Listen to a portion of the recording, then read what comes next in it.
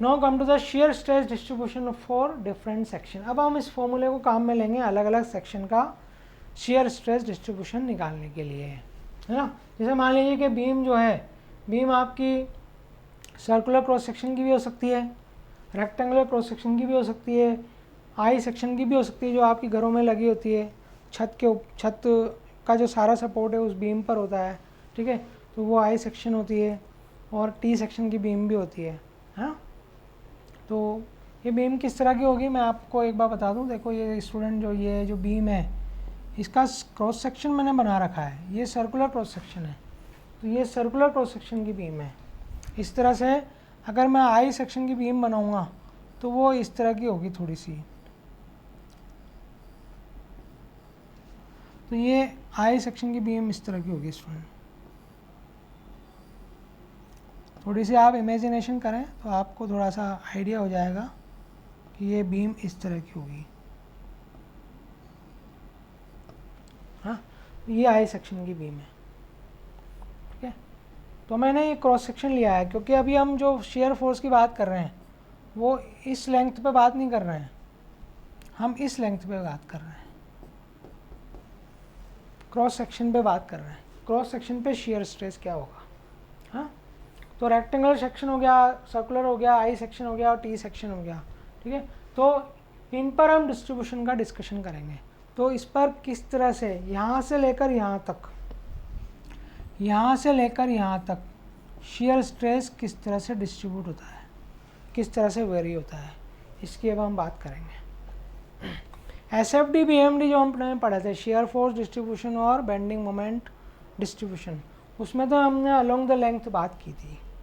अभी हम बात कर रहे हैं इस सेक्शन पे, तो इस सेक्शन पे स्ट्रेसेस किस तरह से डेवलप होंगे, ठीक है। तो दोनों अलग चीज़ें हैं, वो शेयर फोर्स अलग है, वो अलोंग द लेंथ है, ठीक है। ये क्या है, ये स्टूडेंट ये क्रॉस सेक्शन पे है ना, तो ये क्रॉस सेक्शन के अलोंग है, हाँ। दोनों अलग अलग चीज़ें हैं। तो सबसे पहले हमने ले लिया स्टूडेंट रेक्टेंगुलर सेक्शन। तो एक रेक्टेंगुलर सेक्शन हमने लिया है, ठीक है। इस पर हमें शेयर स्ट्रेस डिस्ट्रीब्यूशन निकालना है। तो यहाँ देखिए ये हमने ले लिया, ये इस तरह की बीम है,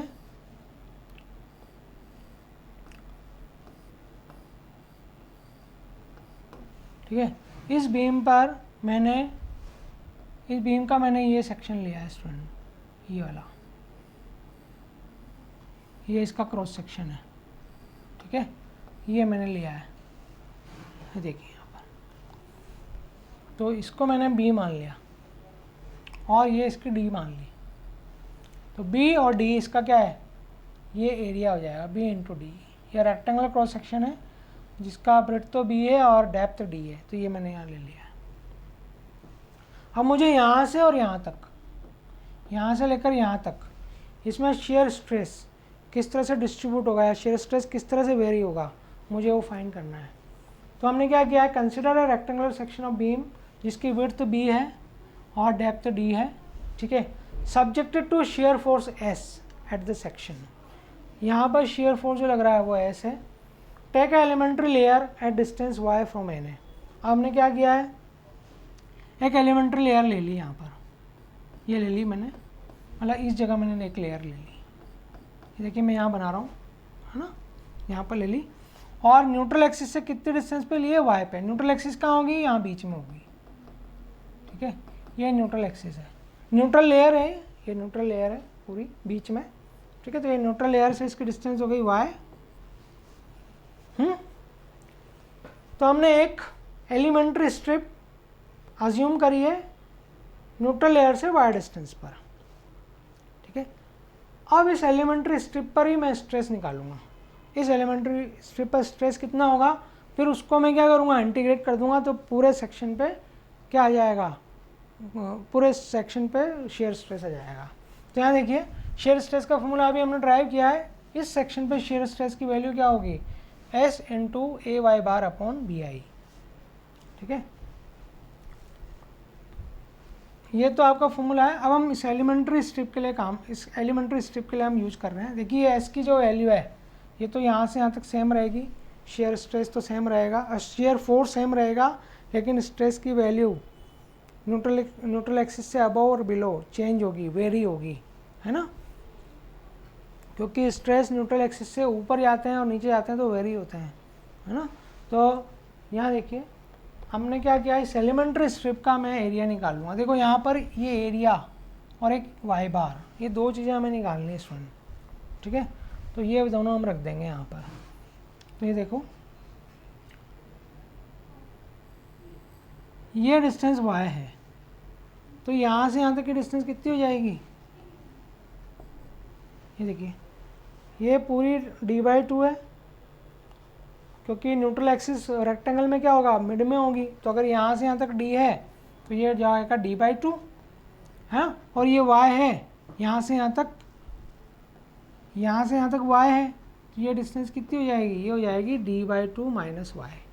तो यहाँ लिखा हुआ है d/2 माइनस y, ये यहाँ से यहाँ तक की डिस्टेंस हो जाएगी। तो BF इजिकल टू हो जाएगा d/2 माइनस y। अब इस एलिमेंट्री सेक्शन का एरिया कितना हो गया, देखिए ये तो B है, तो ये तो हो गई लेंथ और ये हो गई ब्रेड्थ, तो B into d/2 minus y, ये देखिए।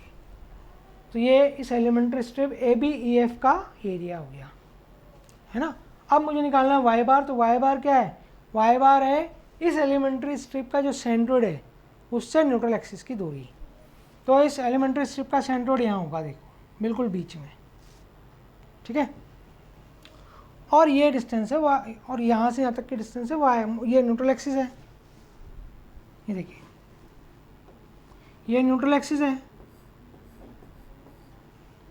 अब यहाँ से और यहाँ तक की डिस्टेंस हमें निकालनी है स्टूडेंट। तो देखिए ये एलिमेंट्री स्ट्रिप भी क्या है, रेक्टेंगल है,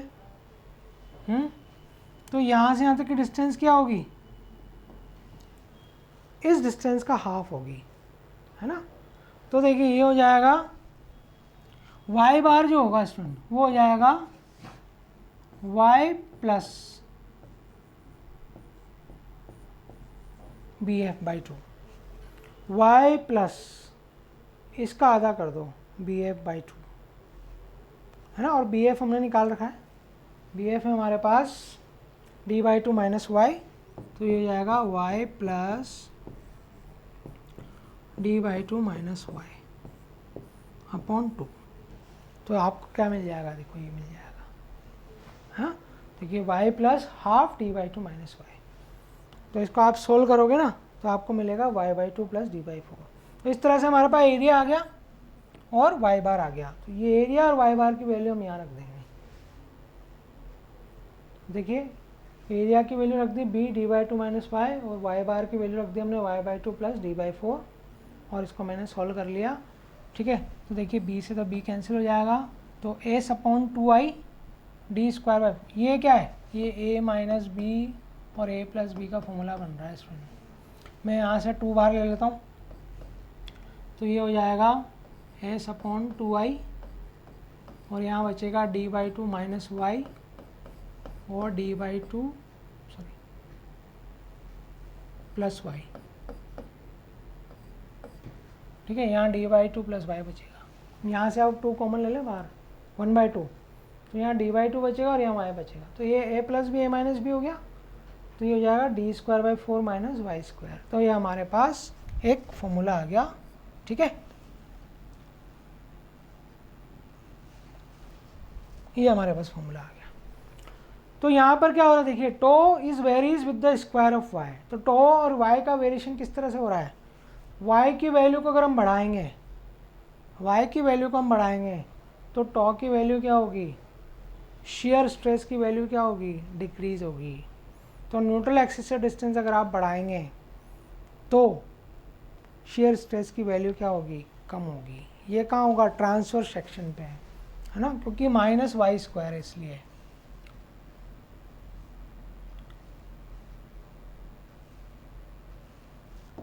टो इज प्रोपोर्शनल टू है -y², ठीक है। तो यहाँ देखिए shear stress is proportional to -y²।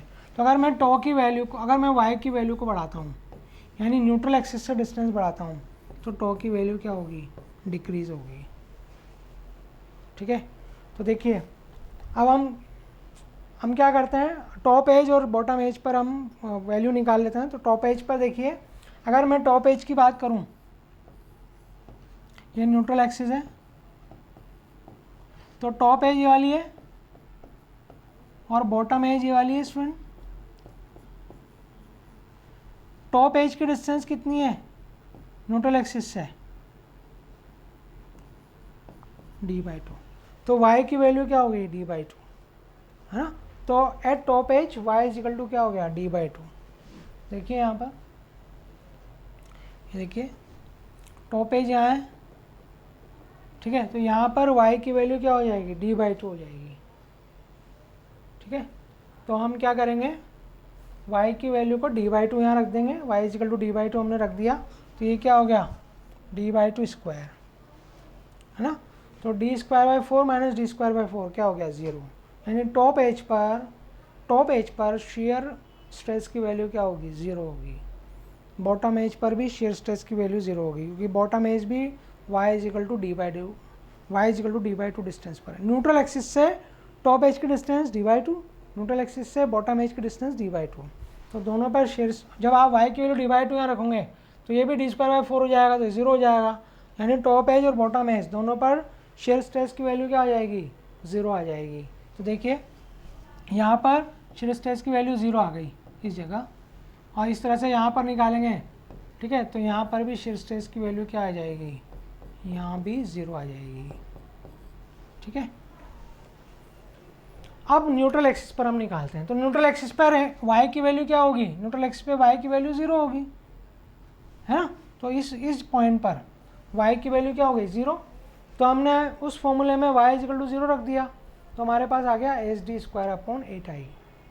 इसका मतलब है कि न्यूट्रल एक्सिस पर शेयर स्ट्रेस की वैल्यू सबसे ज़्यादा होगी, हाँ। तो यहाँ पर न्यूट्रल एक्सिस पर शेयर स्ट्रेस की वैल्यू सबसे ज़्यादा होगी। देखिए यहाँ 0, यहाँ 0 और यहाँ मैक्सिमम। अब इस ग्राफ का नेचर क्या होगा? तो इस ग्राफ का नेचर पैराबोलिक होगा, क्योंकि टो इज प्रोपोर्शनल टू क्या है? y² है। तो ये पैराबोलिक नेचर होगा, तो हम क्या करेंगे, इस ग्राफ को इस तरह से मिला देंगे, तो ये शेयर स्ट्रेस डिस्ट्रीब्यूशन आ गया, है ना। तो ट्रांसवर्स सेक्शन, बीम का जो ट्रांसवर्स सेक्शन है, उस पर शेयर स्ट्रेस किस तरह से वेरी होगा? टॉप पे 0 होगा, बॉटम पे 0 होगा और न्यूट्रल एक्सिस पे मैक्सिमम होगा। तो ये इस तरह से टॉप पे 0 होगा, बॉटम पे 0 होगा और न्यूट्रल एक्सिस पे मैक्सिमम होगा। और न्यूट्रल एक्सिस पे कितना होगा? ये देखिए SD²/8I।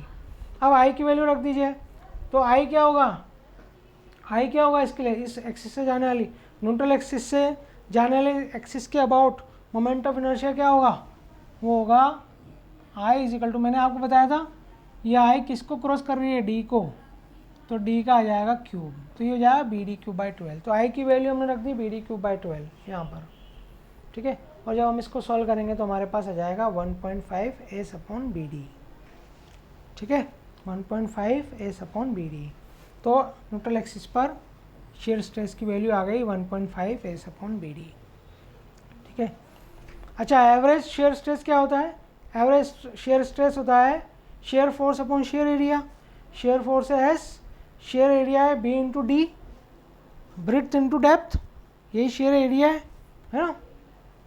तो हम यूँ भी लिख सकते हैं, तो टो NA इजिकल टू क्या हो गया? 1.5 ऑफ टो एवरेज।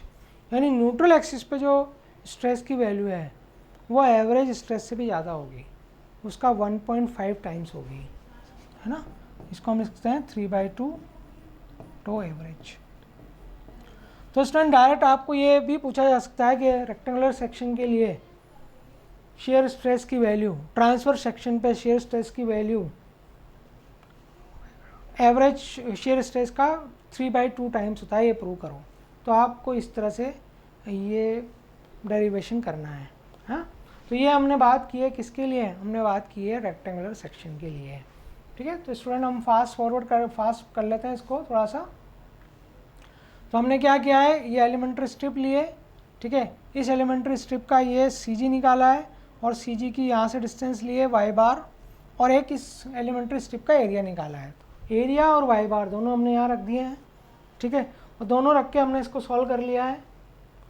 सॉल्व करने पे हमारे पास ये रिलेशन आ गया, ठीक है। अब इस रिलेशन में आप क्या करेंगे, y की वैल्यू डालते जाइए, आपको न्यूट्रल एक्सिस से आप डिस्टेंस डालते जाइए, उस जगह पर उस लेयर पे आपका shear स्ट्रेस की वैल्यू आती जाएगी।